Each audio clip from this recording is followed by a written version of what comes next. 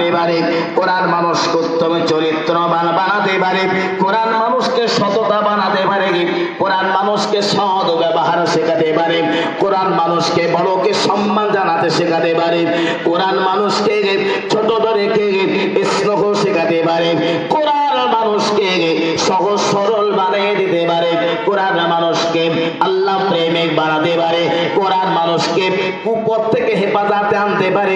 আল্লাহর শপথের প্রতীক কেবলমাত্র কোরআন পারে না। না না, কোরআন ছাড়া পৃথিবীর কোন শিক্ষা, আল্লাহর কোরআনের শিক্ষা ছাড়া পৃথিবীর দ্বিতীয় কোন শিক্ষা মানুষকে শপথের প্রতীক বানাতে পারে না, মানুষকে আদর্শবান বানাতে পারে না, উত্তম চরিত্রবান বানাতে পারে না। তাই কথা প্রসঙ্গে আমি আপনাকে একটি কথা জানাতে চাই। প্রিয় নবী সাহাবী ছিলেন হযরত সালমান ফারসি রাদিয়াল্লাহু তাআলা। হযরত সালমান ফারসি বাবা গোটা জীবন আগুন পূজা অর্চনা করেছে।